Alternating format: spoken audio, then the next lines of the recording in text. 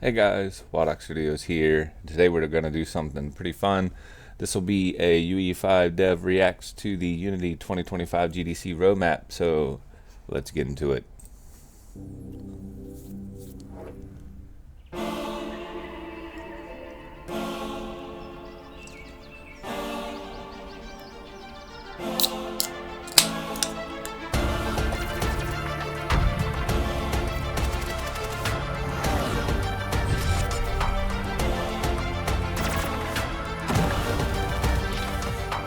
You see, just like me.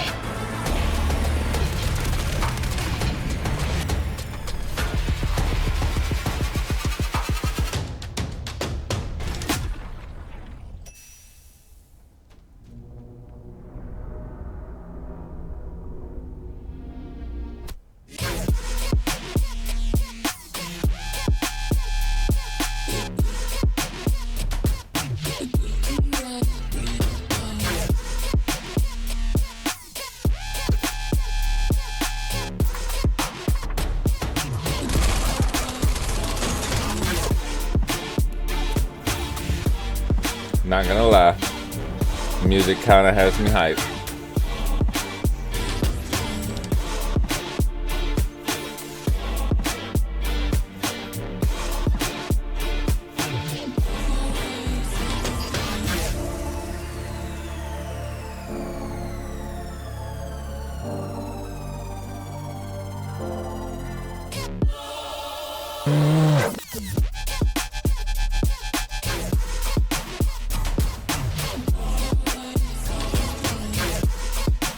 The diversity in the type of games here is just really impressive. I'm actually waiting on that one. Mouse.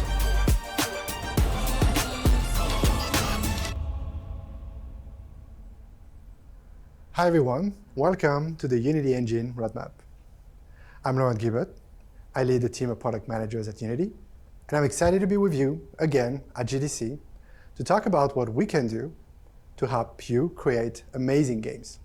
Before we get started, note that this presentation contains future plans. Please do not make purchasing decisions based on future plans. It came with a disclaimer at any time. Unity's roadmap is all about you. The information we're going to share isn't just about us telling you. Okay, so this feels very like cover our rear ends because we did some stuff. I think if you guys know the whole like license Tabasco or whatever you want to call it, fiasco, yeah, Tabasco sauce. No, the fiasco that happened with all the licensing stuff that made people unhappy. You know, I'm primarily an Unreal Engine developer.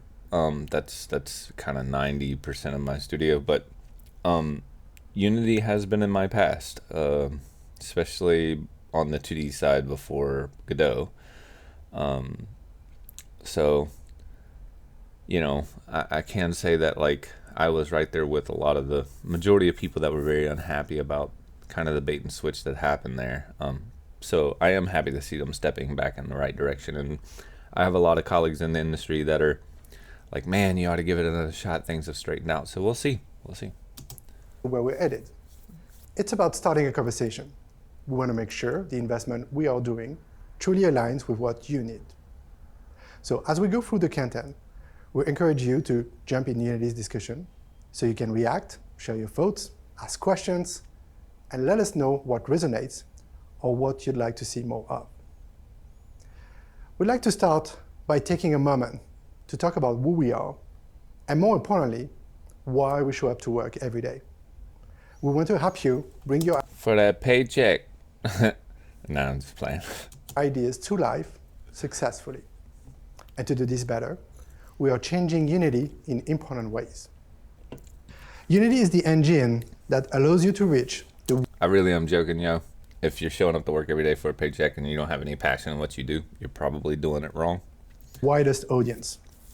This is why we're supporting the widest range of platforms and doubling down on working with our platform partners to be there on day one for your games. Unity is the engine that allows you to reach the most players with the best player experience. This means we need to keep focused on maximizing the performance you get on all of the devices. Whoa, hold on a second. Is it just me, or does this feel like a shot at all the Stutter Engine 5 stuff going on right now? You know what, Unity? I see you. I see you. Like, they're right out the gate, we want to make something straight. We give you the best performance across all your target devices and all your platforms. Have I not did like so many videos covering this topic?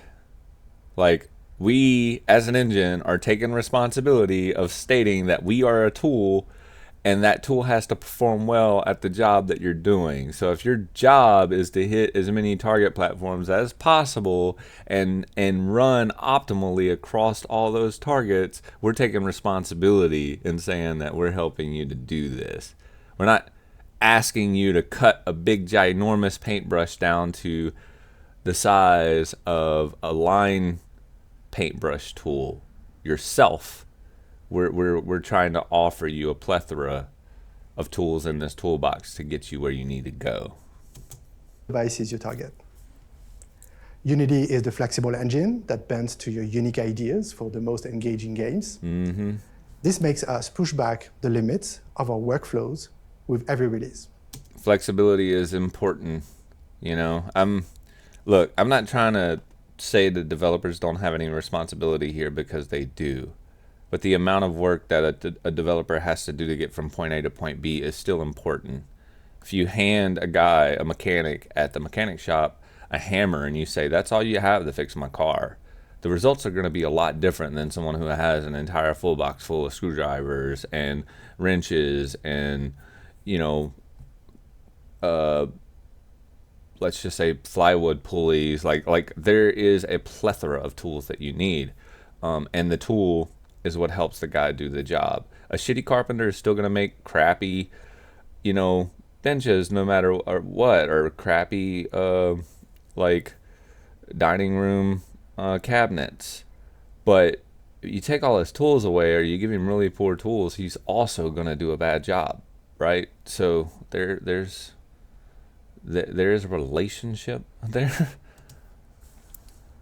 Unity supports you all the way from creation to launching your game and expanding your player community. This is why we're evolving Unity by accelerating our native support of multiplayer and live ops capabilities. We can only get there with predictable quality and stability verified in production. We are partnering more and more with you as a co-developer on many games, and use this expertise as a test bed for new capabilities. Marc-André will tell you more. Thanks, Laurent. I'm Marc-André Ferguson. I'm also a Director of Product Management at Unity. Our goal is to make the most stable and performant engine for you to build your games with. To make sure this happens and to keep ourselves accountable, we eat our own dog food. With our production verification process, it's very important. Now, I won't say that Epic doesn't eat their own dog food. They do. But the dog food that they're eating just so happens to be cut from a cloth that everybody else doesn't really have access to. Like, I would say 99.9% of their own dog food they're eating is Fortnite. And there are pros and cons to that. Let's just put it that way. We've been partnering with game studios that are operating at massive production scales. And in some cases, we've even begun acting as a co-developer on some of the games you know and love, like Phasmophobia from Kinetic Games. See, I think that this needs to happen in the Epic camp a little more. Like, I know that there is support at enterprise level, but as far as like co-development of titles, or like them stepping in and actually sitting alongside some of these other studios to push their engine forward more, rather than responding to tickets. I don't know what that relationship's like. I can't speak on that too much, but I I'm also under NDA as a UDN member, so there's only so much I can speak on that. Over the years, we've worked with Second Dinner on Marvel Snap, and more recently with Black Salt on Dredge. Our Studio Productions developers also work closely with the team for Pokemon Sleep and with Lightboxer and Trip to validate readiness of new platforms like Android XR. Many of the projects that we're currently working on are still under embargo, so we can't really talk about them just yet, but we'll be happy to share the news when we can. I just said something similar. We're still under NDA. Can't really talk about much of this. Of course, this didn't just happen overnight. It's the result of your feedback. You told us you wanted us to put Unity to the test in real-world production environments. So we rolled up our sleeves and used our own tools to build games at scale. This helped our developers identify performance and stability improvements in ways we couldn't before. Yeah, I mean, there's not much to say there other than how else do you think the best way to learn your pain points are? Our ultimate goal? Take everything we've learned and make the engine better for all of you, for the entire Unity community. Through production verification, we aim to raise the level of quality we offer and that you can expect so that you may offer the best experience possible to your audience on any device. It's a collaborative process that we're really proud of because it's helping us serve you better. To everyone who's given us feedback over the years, thank you. Your input drives the work we do every single day. Awesome. We released Unity 6.0 in October of last year, and it was downloaded close to 3 million times already. You might have noticed we're taking a fresh approach. Now, I mean, I would have to be lying if I didn't say I didn't check it out. It's some of the reason why, in some of my previous videos in State of the Industry talk, when I talk about UE5 and global illumination, I have some familiarity with Unity and Godot's lighting methods. It's some of the reason why I'm so critical about some of the pain points that UE5 has. So their approach is a lot different. They're using a voxel GI based lighting system that is very performant. So let's see how they roll this out with Unity 6 update releases. If you're just starting a production, we're happy to confirm that you can trust 6.0 to be supported as an LTS for 2 years, or 3 if you're a Unity Enterprise or Industry subscriber. As you would expect. This is something else people in the Unreal camp has been begging for, is not just a branch that's like labeled 427 plus, but like an actual LTS supported engine version that people like Sony and Microsoft can get behind. And fully trust that things aren't going to be, a risk for developers to take it upon themselves to be fully responsible to the disclaimer from Epic of we're not supporting Unreal Engine 4 past such and such deadline, even though UE5 is not, arguably was in a pretty problematic state early on. So it would be awesome if anybody from the Epic camp is listening, long time multi-decade user almost, or developer, studio, whatever you want to call it, take some lessons from the other guys. From any other LTS, bugs fixed in updates will also be fixed in 6.0, and you can expect more LTS releases in the future. Of course, it's not just about bugs. And for those that don't know, LTS, it's not about just supporting an engine version or saying we support this thing, but they're stating here, whenever something comes to UE5 or something does get deprecated or a third-party tool, does some type of API migration, which makes it essentially useless in 427, an LTS is to continue to provide stability to a long supported version of the software. I can name probably more times than both hands I could count where this would have come into play on 427 since going to UE5. Bug fixes and performance improvements. We're rolling out a series of update releases packed with exciting new features for you to explore with confidence. You can see an example of how you may get your hands on new goodies in the near term. And before you try to guess ship dates, let me say on the record, this is just an illustration. So speaking of update releases, Unity 6.1 is just around the corner. The beta is already live, and many of you are discovering what it has to offer. If you haven't upgraded to 6.0 yet, no worries. We'll guide you through its core benefits and give you a glimpse of the powerful features coming with 6.1 in the foreseeable future. Today, we'll really focus on what our teams are working on now. And as Laurent pointed out, we want your feedback on the direction we are taking. The badges that you see here will show up on our slides. The gray boxes show features that are now available in our previous versions, like Unity 2021 and 2022. The blue boxes indicate areas of improvement in 6.0, Unity 6.1, and a version of 6 coming soon. The gold box notes a future version of Unity.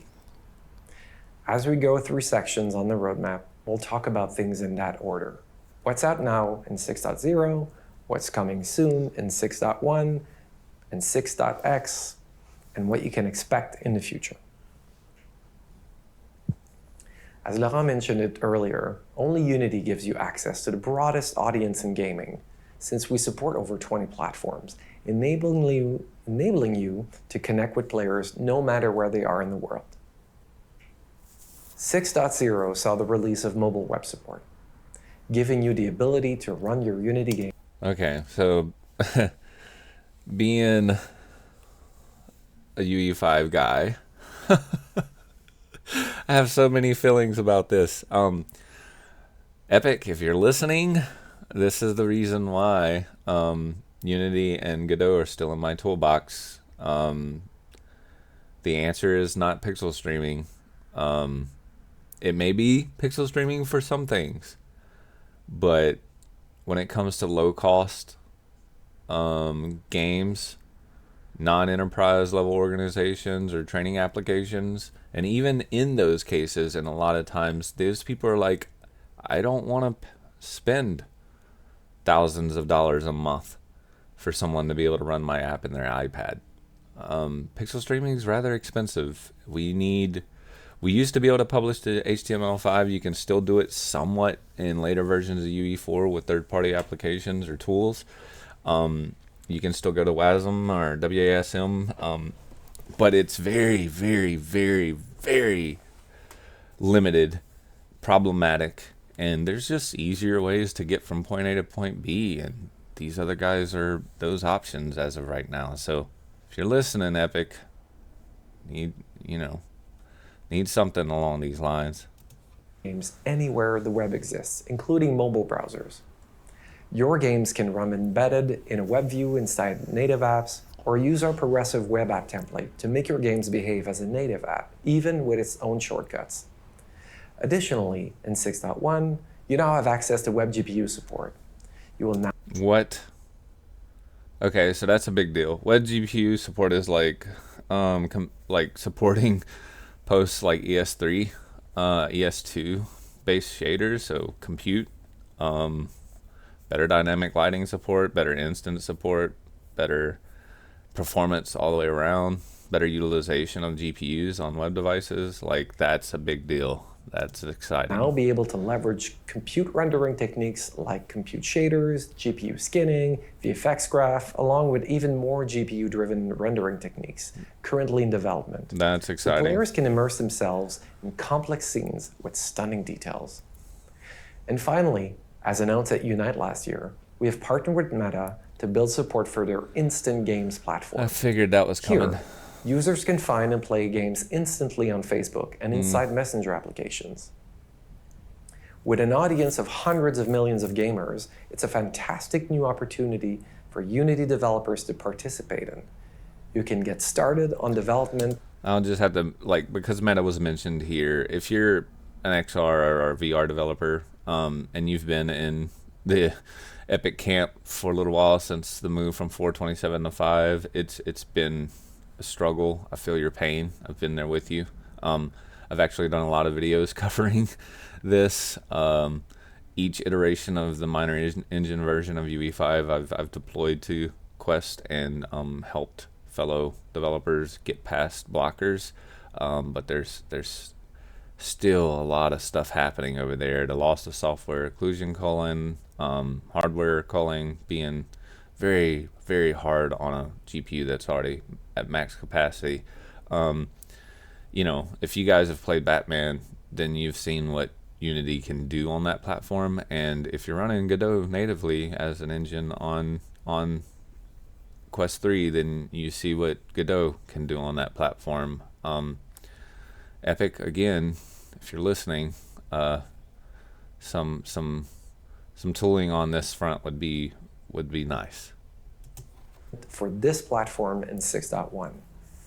We even built tools to drive your success here, like our new code stripping tool, to dramatically cut load times on your instant games, getting players engaged faster than ever before.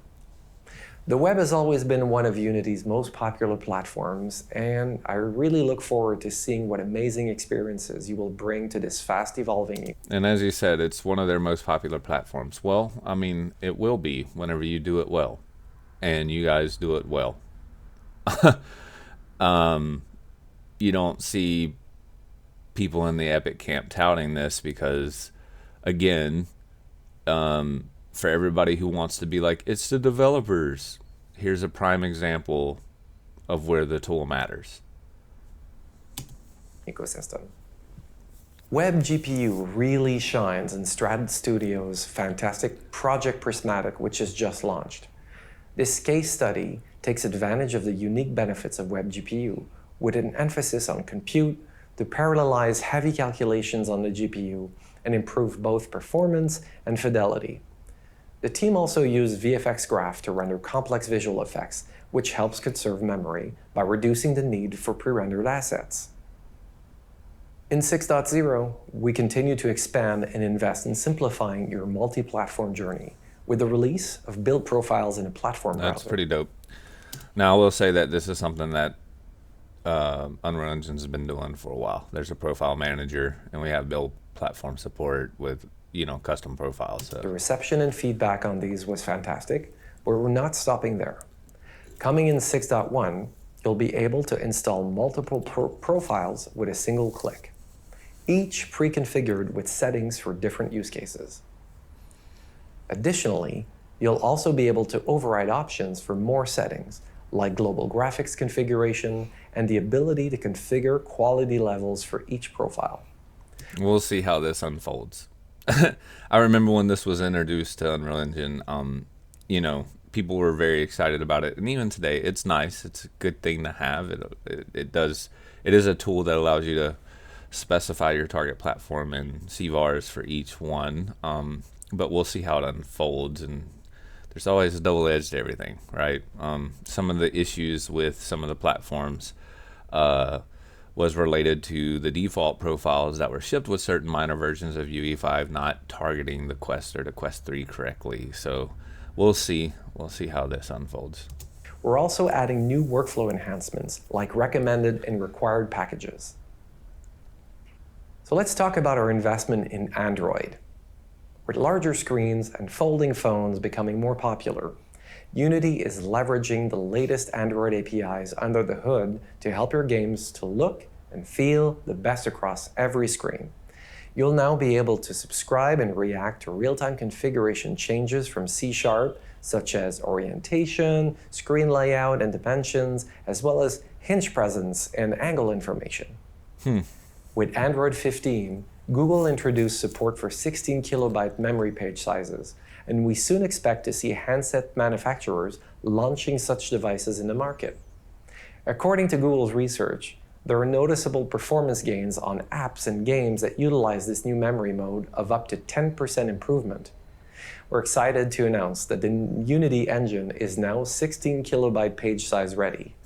Not only that, but we've also added a warning system to the editor that will alert you if native packages or plugins in your project are not compiled against this new 16 kilobyte page size. We've also added this feature to Unity 2021 and 2022. See, now, bravo, okay? That's what I'm talking about. Like,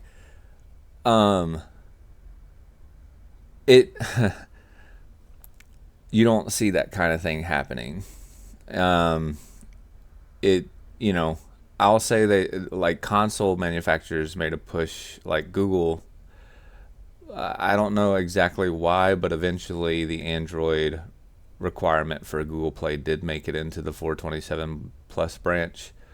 But I will say that I have to give them kudos for going back to LTS and being like, yeah, we're gonna go ahead and put this back in these other engine versions. So applause. Thanks, guys. The Vulkan API also introduces exciting ways to improve CPU and GPU performance on Android, providing access to modern GPU features such as native render passes, graphics jobs, and variable rate shading. Vulkan is recommended for modern Android devices, which provide sufficient driver support. To accommodate this, 6.0 introduced a new device filtering mechanism, which ensures Vulkan is utilized on devices with robust driver support. The filtering conditions can be extended in the player settings based on device data such as the GPU vendor, API, and driver versions. Device filtering is improved in 6.1 and is used to control the graphics and jobs threading mode. This allows you to benefit from Vulkan multi-threading on premium Android devices for additional CPU performance. With this improvement, Vulkan graphics jobs are also promoted as production ready for Android.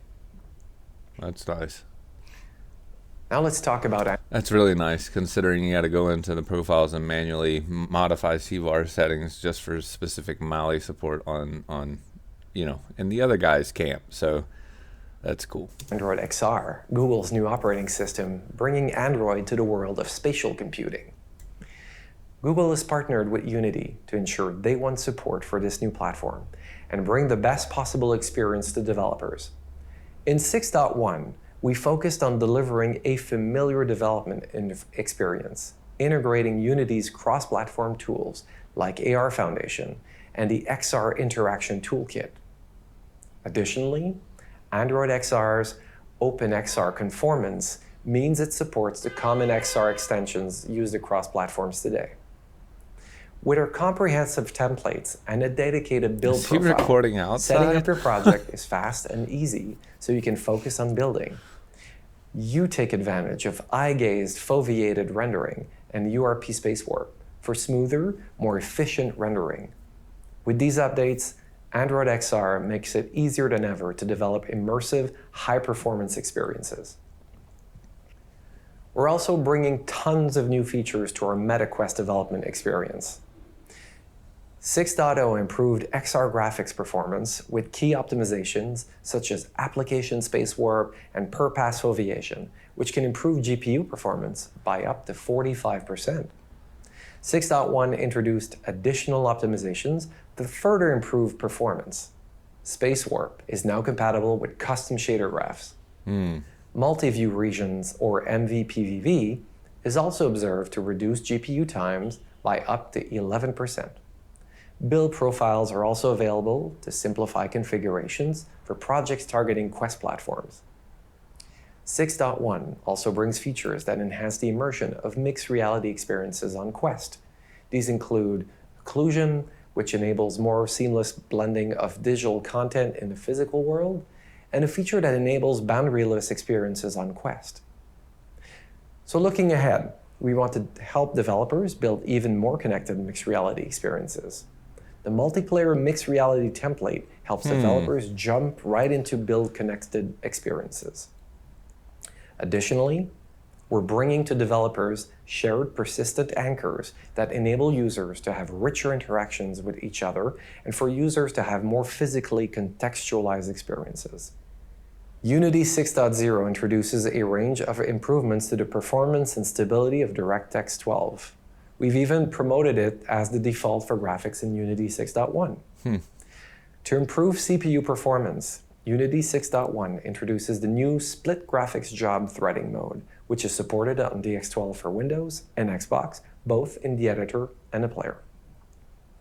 This allows us to submit commands to the GPU much faster, especially for complex projects with many draw calls. When profiling our samples, as well as game projects, we see up to 40% reduction in CPU time.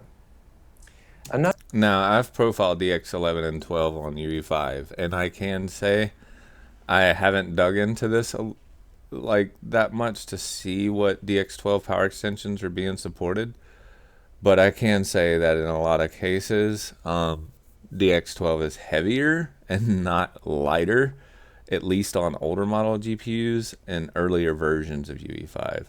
But 5.4 does seem to be on par, or in some cases more performant as you scale up and add more objects for draw calls. So maybe they're making moves in this direction, but this is like really impressive to see that such of a drastic of a cost decrease. That's impressive. Another improvement is the introduction of DX12 PSO caching to greatly reduce rendering stutters at runtime. Yeah, I think everybody's trying to tackle the that. The new graphic state collection API can be used to perform PSO tracing in warm-up. Now, UE5's had PSO caching for a while. I think it was even back in UE4, whenever DX12 was being introduced, they had a means of PSO caching. But what I can say through personal experience is that it's been a little problematic along the way. They even did a talk on it not too long ago because of emphasizing its importance if you were running DX12, but downplaying the fact that it's been a little problematic in its execution until about 5.3. We recommend you use this to create and cache any required PSOs, ideally during scene loading and level transitions. With 6.1, we can now benefit from API-level PSO caching for DX12. This can effectively minimize rendering stutters and reduce the maximum frame time by up to 75%. 6.1 also introduces many improvements to ray tracing functionality and performance. Solid angle culling can be used to avoid processing instances that are too small or too distant, improving CPU performance by up to 60%. Various optimizations to memory usage were introduced, such as BLAS compaction and a new memory allocator, resulting in up to 75% reduction in ray tracing memory usage.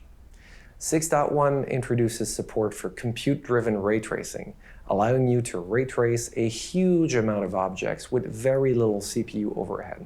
And now let's take a look at Xbox console and PC development.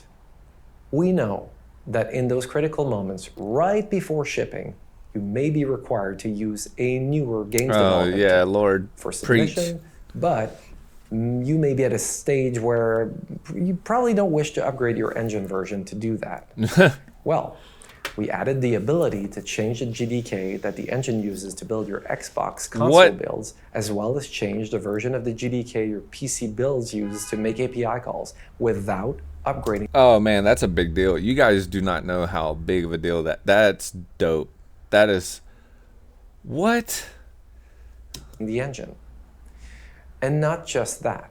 For those that tried to use Xgame save files API on the Xbox consoles, but found that it conflicted with player prefs, where Xgame save is used instead, now we enable you to change the save API player prefs uses so that you can use the save API of choice that works for your games. And finally, with the new Microsoft GDK packages, we're also enabling you to encrypt your package with a stable key. This is available for Xbox on PC, with Xbox consoles support coming soon. As you can see, we're deeply invested in making sure all of your games run on as many platforms as we can support, so that you may reach the widest audience possible. Laurent will now... How many epic people are in the channel? Hey, I want to see it down in the comments, my guy. If you guys have been working on Xbox games on UE4, UE5, and experienced a similar issue, I want to hear your pain. So remember to hit that comment section. Now touch base on how we're optimizing performance on all of these. Thanks, Marc-André. So, we want to guarantee you can reach the most players on all of those platforms with the best player experience. And this requires reaching the performance you need on the device you target. I love how they like associate the player experience with the performance that the engine is able to give you. That connection cannot be downplayed enough. All right. So if you have a person whose job it is to produce an engine and they're hammering that point to you home over and over and over again, these guys, like, they're in the business for providing performant tools to give players good experiences. So they're going to tout that over and over and over again. No matter how many YouTube videos you watch where they're like, oh, it's the developer's fault. Yes, there is shared responsibility here. And I've said it over and over and over again. So all these trolls and griefers that are just like, oh, the engine, it's not the engine's just a tool. Don't take everything you read at face value. There is shared responsibility across the framework here. If UE5 does a crappy job at being able to deploy games to the web, or it can't at all, which is its current state without additional tooling, then it is, of course, 90% the engine's fault for not being able to target that platform, and developers have nothing to do with that, unless you really want developers to take on the responsibility of adding an entire platform to the engine support line, or our framework. For those of you who haven't migrated yet, Unity 6.0 released with faster rendering. When the CPU is the bottleneck, GPU resident drawer could get you to the frame rate you need. When the bottleneck is in the pixel shader, features such as the spatial temporal post-processing, or STP, can help. Such features can address the performance needs of stylized games like Harold Halibut from Slowbro. Unity's graphics team worked with them to test several Unity 6.0 features in their production environment, and Harold Halibut launched with visual powered by our brand new lighting and upscaling tech. Now, Unity 6.1 enhances URP with the new Deferred Plus renderer, improving GPU performance with cluster-based light culling and mobile-optimized render passes for better efficiency and battery life. It also introduces variable rate shading, or VRS, for fine control over shading fidelity, supported on Android, PC, Xbox, and PS5 Pro. It ships alongside a new example project to showcase VRS optimizations. Unity introduces faster iteration. That's pretty dope. So they have a Deferred Plus method for tile-based GPU architecture, which is only going to make performance on tile-based Android devices and mobile devices even better. Epic, are you guys paying attention to this? Workflows with new shader configuration settings, reducing shader build times by up to 50% with dynamic branching fog, and up to 25% with LOD crossfade dithering stencil mode. Coming soon, MeshLOD streamlines asset optimization with compact, automated LOD generation in editor for both static and skin mesh. Now, we've had auto LOD generation for a while. It's part of the reason why a bunch of nanite, like people that were pushing, like every time they would be like, oh, you just check a box for nanite, like you assign an LOD group for non-nanite meshes. It's not been hard, hasn't been hard. They're kind of overplaying how hard that is. I mean, yeah, you got to like customize your screen percentage to some degree if you don't want to like be overly aggressive on your LODs.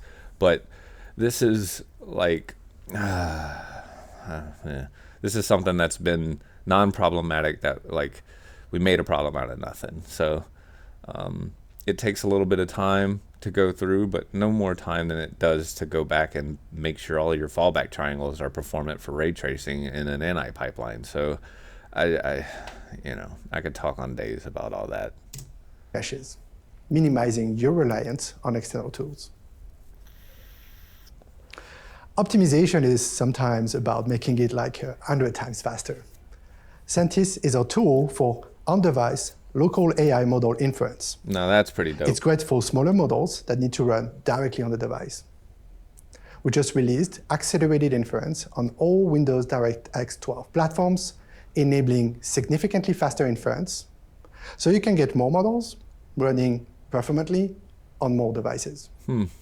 So for example, this depth detection model running on camera frames can now run twice faster on a PC, down from 5 milliseconds to about 2.5 milliseconds.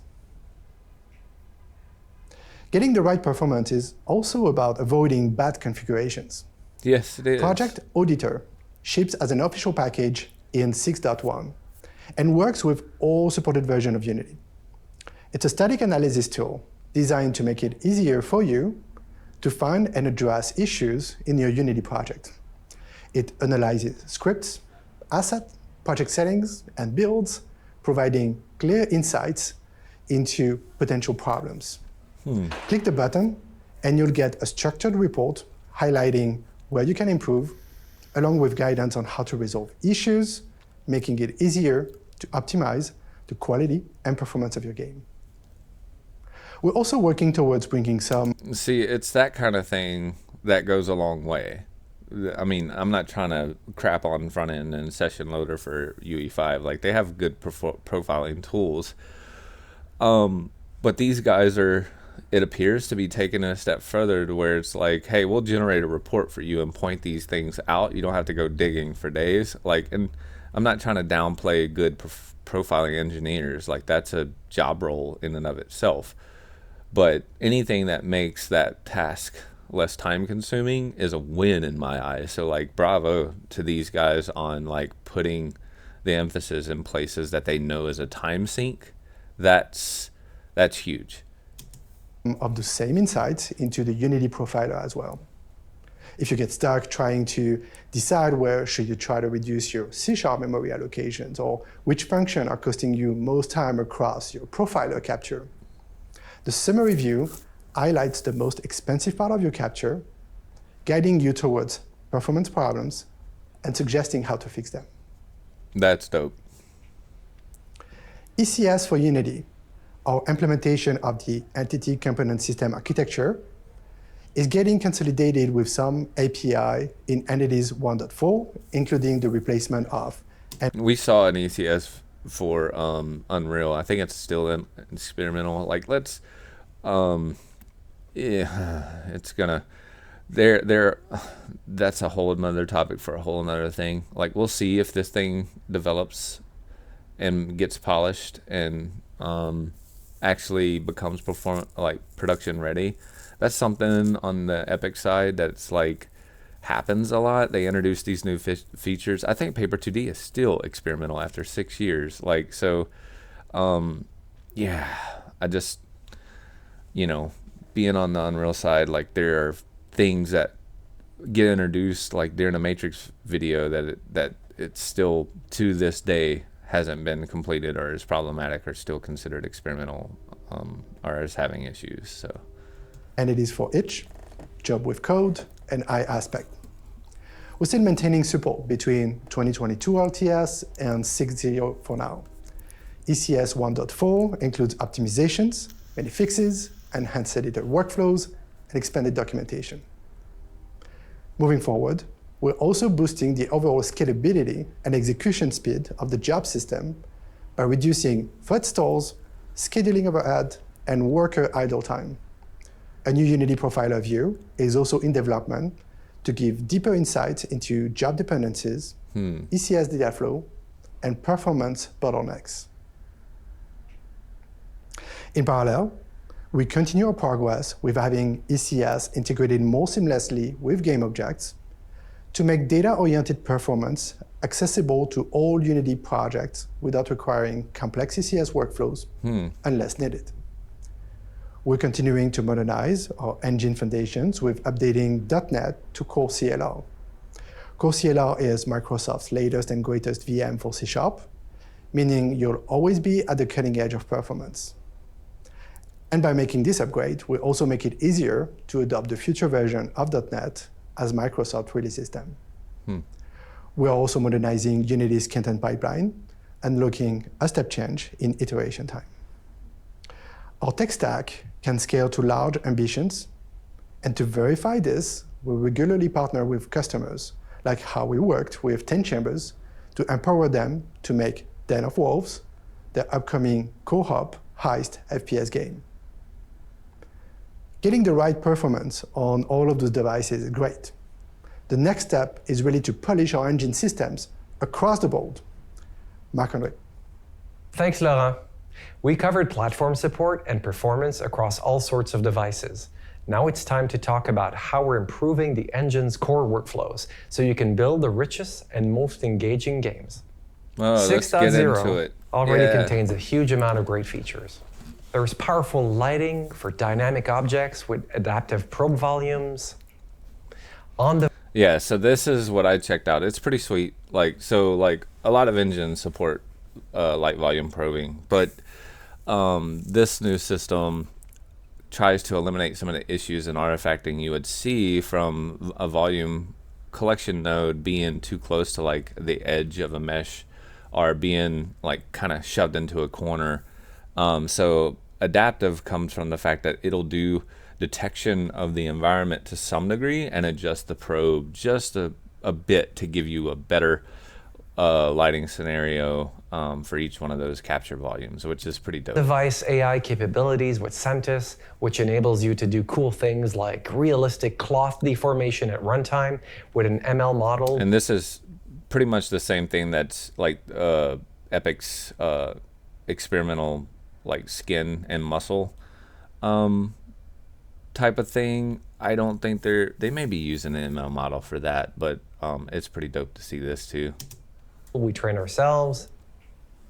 Improve workflows thanks to deeper AI integrations like this context-aware chat that understands your project and can carry out instructions for common tasks. No, that's dope. That's dope. Whenever I say like utilizing tools to help speed up development, there's two ways to go about this. There is the check a box and what it is what it is.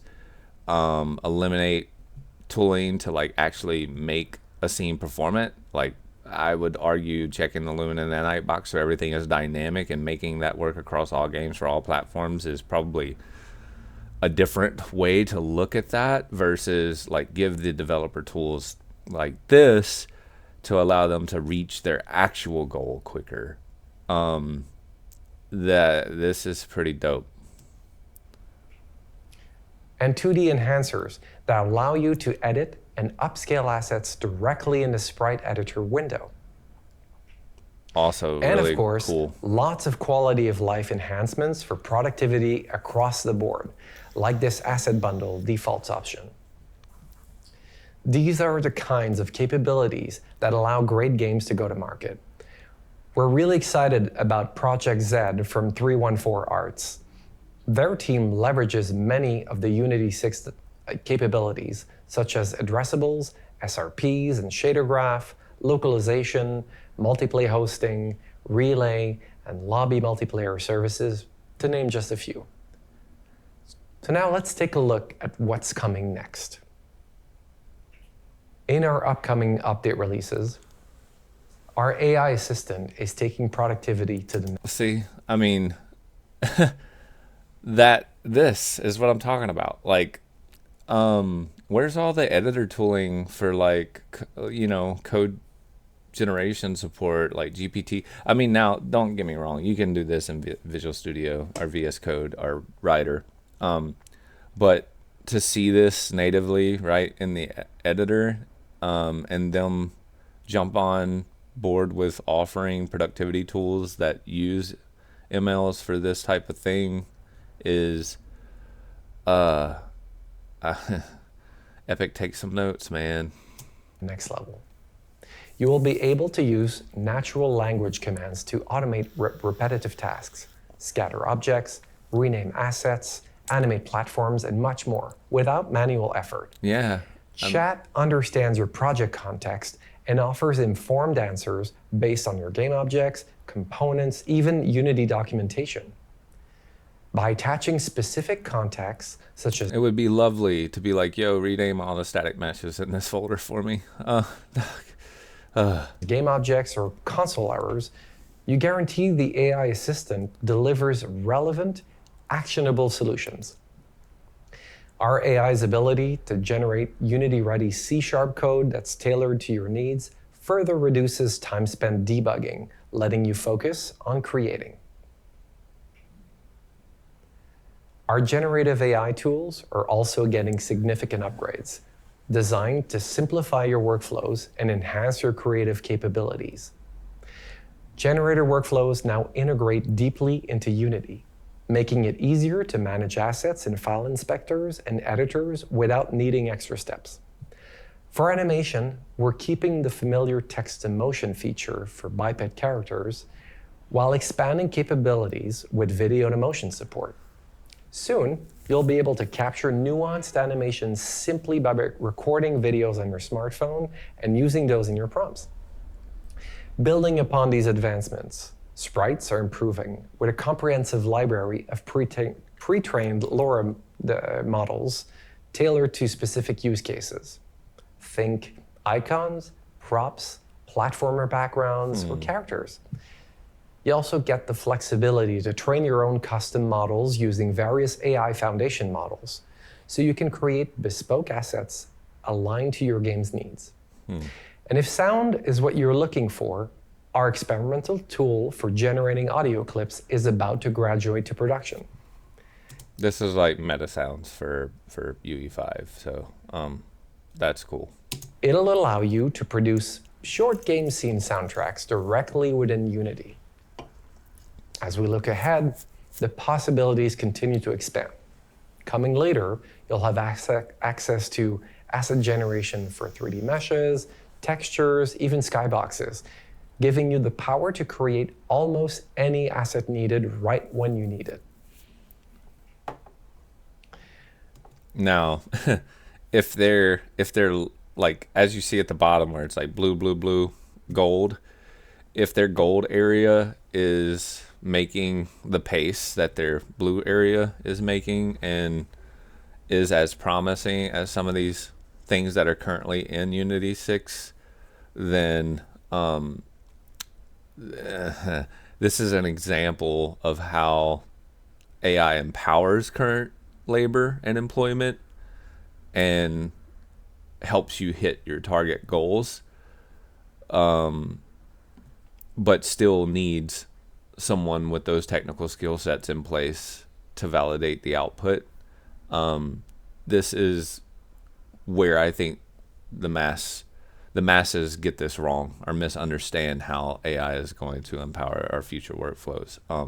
It's not a replacement, guys. It's just it's a better DAW. It's a better IDE. It's it's no different than having to code an engine yourself versus like you have access to Unity and Unreal Engine to begin with. Like, it's just an evolution of tech, guys. This efficiency carries into UI design as well. We're advancing UI Toolkit to empower richer UI experiences.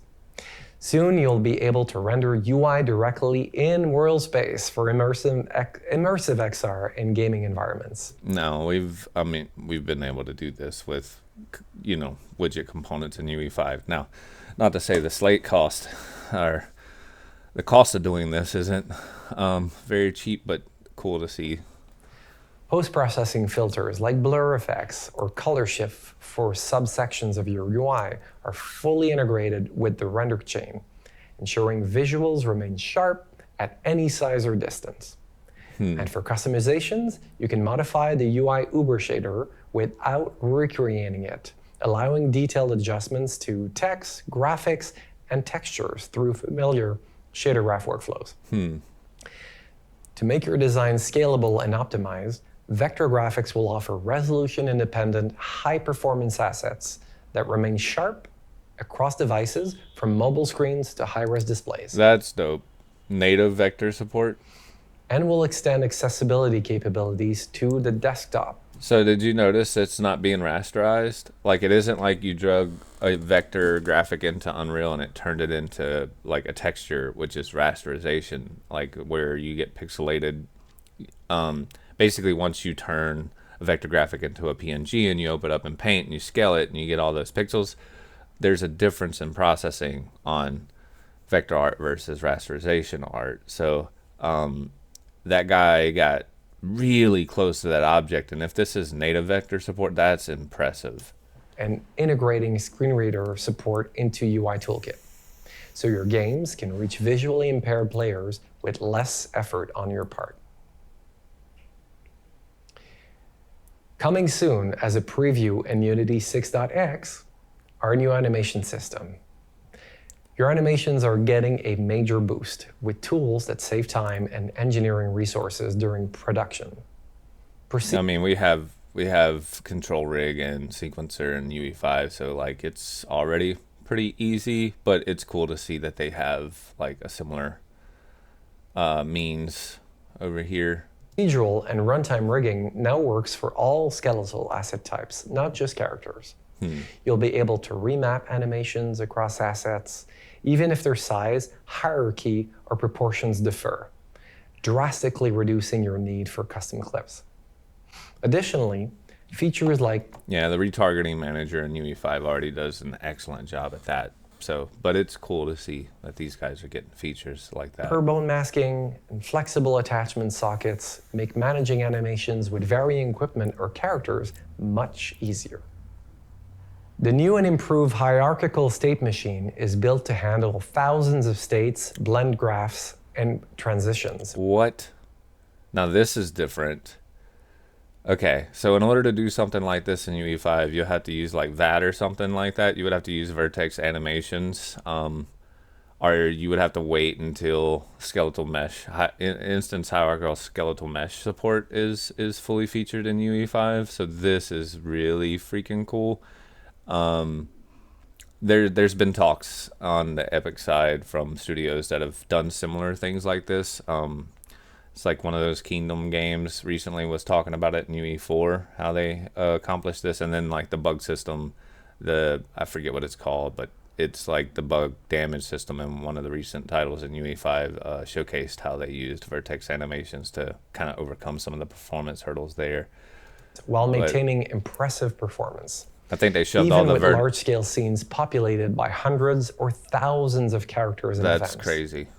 Yeah, they shoved all the animations into like a retargeted texture, and then read that texture into the vertex animations, if I remember correctly. But this is cool.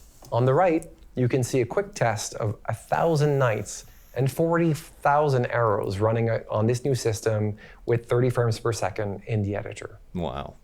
Yeah, that's impressive. And speaking of performance, our Physx tools are evolving to support every... Oh man, don't make me get on my soapbox. So Unity has Unity native, Havok, and NVIDIA support right out of the box. And we're over here in UE5 struggling with chaos.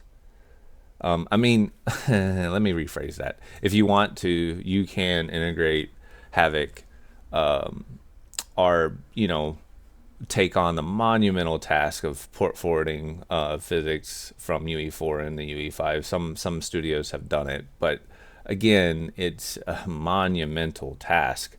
You know, I'm over here having FOMO looking at this. This is type of project. Man. In 6.0, you can already choose between Havok or Unity Physx for ECS, or stick with built-in Physx for game object-centric projects. Swappable backend will expand these options, making it easier to integrate. Take notes, Epic. Oh my God, please take notes. Jeez. I would, it is, you know what? I'm going to say it. If Godot can do it and Unity can do it, why can't Epic do it? Like, why can't we have easy module swapping on the Physx thread and the Physx side of things? Like, please? With third-party engines like PhysX5, Mujoko, or Bullet. Unity Physx itself is getting upgraded with new solvers and tooling that enable more complex and reliable physics behaviors. Looking further ahead, we're crafting experimental features like a vehicle character controller. And I will say this, Physx is just lighter. the Physx thread in 427 is lighter than UE5. Like it just is. It has always been. Chaos is getting faster and better. They've done a lot of asynchronous work to speed things up. But man, on the XR and mobile side, like Chaos is just eaten. Like, come on, guys. For ECS projects, compatible with Havok and Unity Physx, to unlock even more advanced gameplay possibilities. All these development efficiencies extend to your CI/CD pipelines as well. In 6.1, this is like Zen server on UE5 side, so we have something similar to this, or comparable to it, should I say. Unity build automation is now integrated directly in the editor, accelerating iteration circles with cloud builds for the platforms listed here. We're also working on improving collaboration between developers, artists, or anyone on your team. Soon, you'll be able to edit files and projects locally, while revisions are synced automatically to the cloud, keeping teams aligned while easing developer workflows, wherever your files may be, in the editor, or in the cloud, the hub, wherever it makes sense for you. Thank you, Marc-André. We talked about how we give you the control you need to get the best titles to all of those platforms. But shipping is not the end game, pun intended. I see what you did This there. is a topic that is dear to my heart. You need to run games for years to maximize your success. And we're taking more steps I'm about in to talk about pre-integrating live service live games features Yeah. to make it easier for you to do so. In Unity 6.0, we've really made the engine a first-class multiplayer. And to us, it meant bringing together all of the capabilities you need for a multiplayer game. Now, this is something I'll say that Epic's done fairly well. You can already do a lot in the editor for multiplayer support. So, networked multiplayer support, couch co-op type stuff. Like, I have a lot of videos on that topic because it seems to be missed. But I try to fill the gaps in on that side. Into a seamless end-to-end workflow. To start, Multiplayer Center provides streamlined guidance to onboard you into multiplayer development by providing access to the tools and services for your project. No, that's pretty dope. So that's like a granular level selection for the type of net code that you want to use. That's we don't really have that. Epic's like server authenticated network like every time, like it. So that's cool. Specific needs. You simply answer a few questions about your project. You start with genre and player count, and that's enough to get a first recommendation. And you can then refine cool. this with gameplay pace, preventing cheating importance, cost sensitivity, netcode architecture. You can then automatically install the packages you need, like netcodes, multiplayer services, communication services, and you can experiment with those features throughout game production quickly, thanks to pre-assembled features we call widgets. Multiplayer play mode is yeah, this is what I was talking about, where the IDE actually supports multiplayer, like like it spins up each editor in a different process that allow you to test, like as if you were playing a net game. Another amazing workflow of 6.0. You can validate and test your gameplay using real conditions, thanks to spawning up to 4 independent light editor processes. And this is where you would pass in CVARs like a net packet lag, etc., and not Epic side to simulate latency. Without leaving the Unity editor, without code. And it supports custom steps, such as deployment to multiplayer hosting or your own solution. We included distributed authority as a beta in Unity 6.0. What? No. Okay.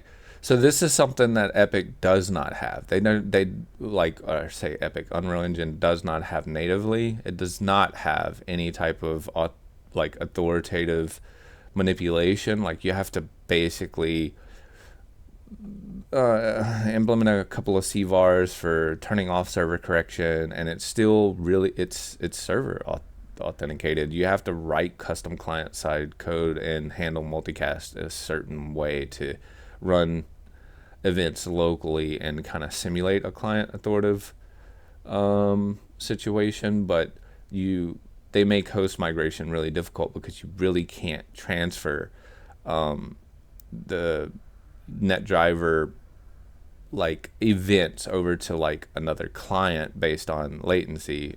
So this is cool. To support the creation of resilient and cost-efficient client-hosted games That's cool. using Netcode for game objects. This is a new network topology that shares authority across all clients, providing... Yeah, so basically they're doing like latency detection. If a host drops, it'll migrate to a different player. It's like room management on, what is it, Photon or Proton Cloud. They have Unity game services that was doing something similar that you could implement, but to see it natively supported is pretty cool. That's low complexity with no servers or configuration, That's enabling larger cool. simulation, higher player count, and supporting host migration by default. What? With both Netcode for game object or Netcode for entities, you have a choice of frameworks designed to reduce the complexity of building a network gameplay. When coupled with multiplayer hosting, you get a game. My only question now is like cost. What is the cost? Are they going to charge me for peer-to-peer games where like a listen server in the Epic campus is pretty much free, the client's hosting, but if it's using a cloud-based solution like Photon Cloud Services, then more than likely there's going to be a service fee associated with it. I'll have to dig into this a little deeper. Server hosting that provides the performance you need to deliver consistent gameplay to let the players play whenever they want, whenever they are. We included a unified session management solution for connecting players together before, during, and after the game. This includes most of the Unity services for easy development, minimal code writing needed.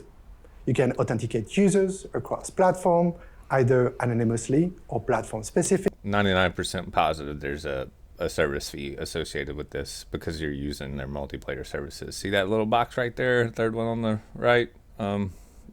So it depends. If they offer a solution on the net side for listen servers to, or should I say dynamic client authenticated machines to handle this on their own without a subscription to their multiplayer services, then that's dope. With a state-of-the-art matchmaking and lobby to boost player engagement. And we started integrating Havok's voice chat and Havok's text chat. So huge topic. So if you guys aren't aware, I've basically backported Physx Core V5 all the way to 424 at the cusp of the subsystem support. Epic natively dropped it. So, you know, you have EOS, but if you want to support like 1,200 people or more, if you don't want to be limited by the number of channels that EOS limits you to, I think it's like 64 last time I looked, then there's always that option. Physx does still work in UE5, contrary to popular beliefs. I'm actually in review right now with all the legalities on getting Physx back to fab for UE5. You can build communities with a scalable and cost-friendly service that connects your players across platform. And I say UE5, but it'll go back to 427. So just keep that in mind.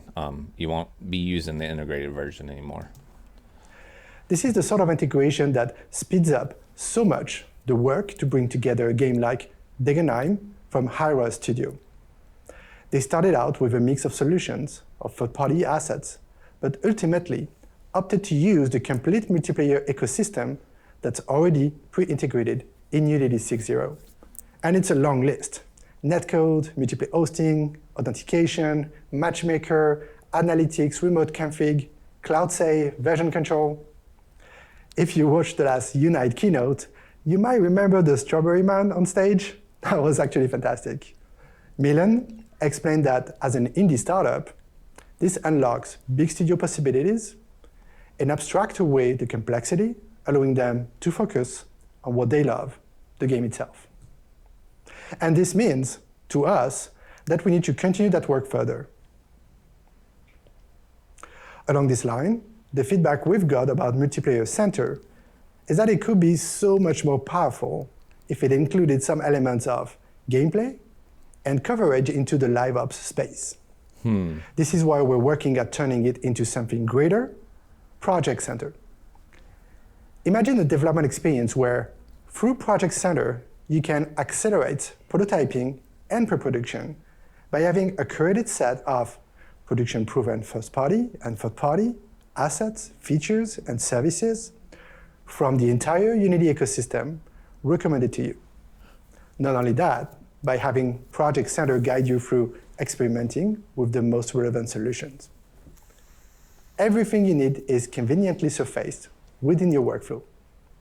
Similarly to the concept of multiplayer widgets, instead of constantly reinventing the wheel, you can use Unity's ready-to-use building blocks for your core gameplay loop, multiplayer service, and live operation services to experiment, iterate, and bring your ideas to life.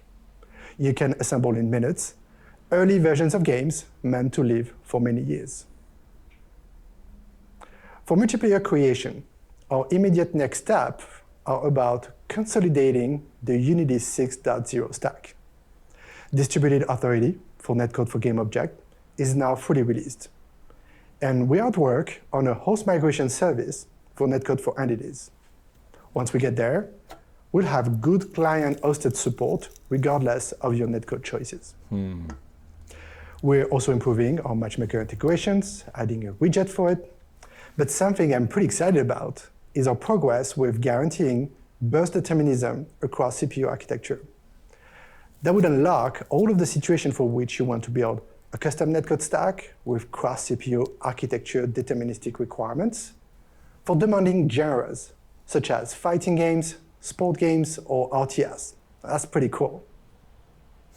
Regarding our deployment workflows, we're working at fully supporting deployment to ARM64 game servers to give you cheaper options for running headless Unity runtimes as a dedicated server, whether that's with multiplayer or your own stack.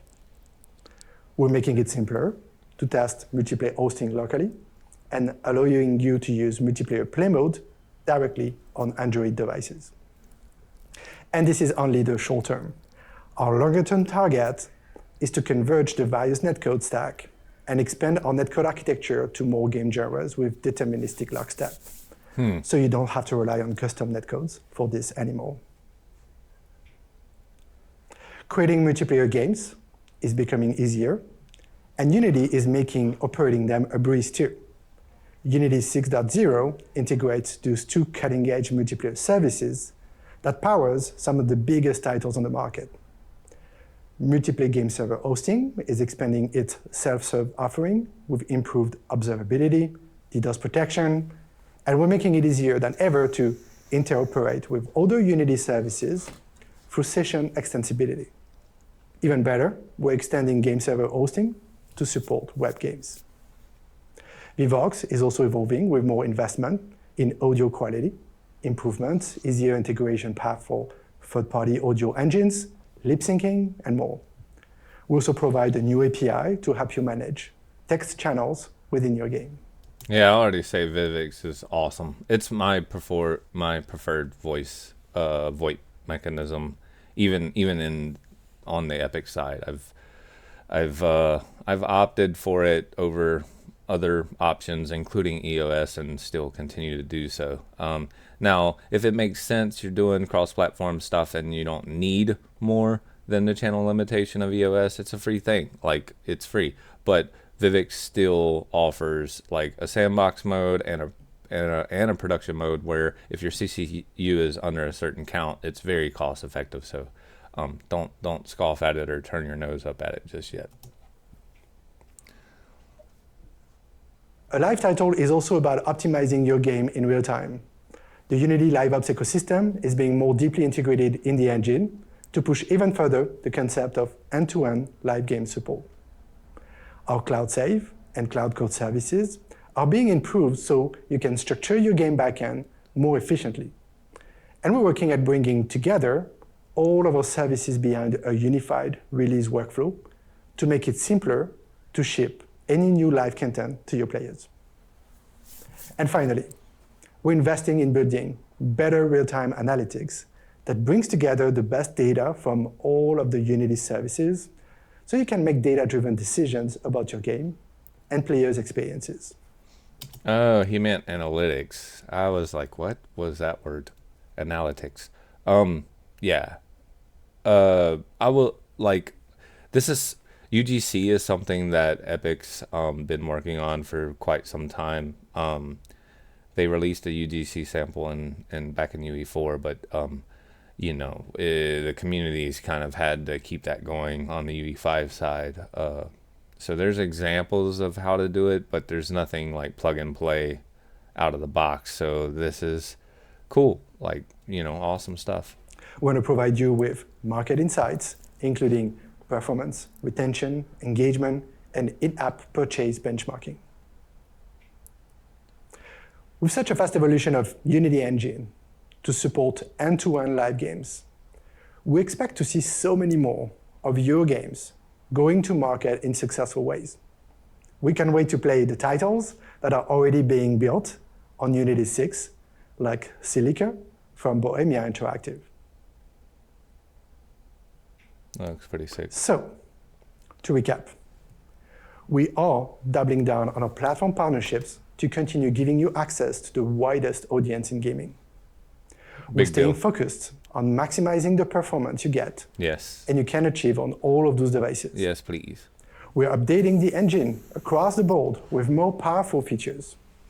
We're evolving Unity Engine to truly embrace the lifecycle of live games.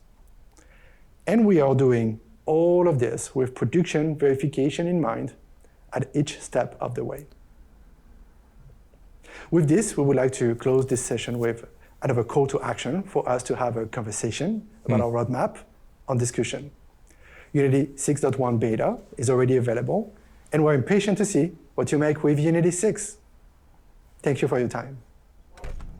Well, you have my reaction video, so hopefully somebody from your camp can see it. Awesome stuff. I think I'm gonna give it a shot. Honestly, a good engineer always keeps a good bundle of tools in his toolbox, and I'm excited at some of the stuff I'm seeing over there, and I can't really give solid feedback other than just reactions to what they're showing on some slides and PowerPoint presentations here. But I mean, I'm sure I'll have more opinions once I dive into some of the stuff that they were showing here.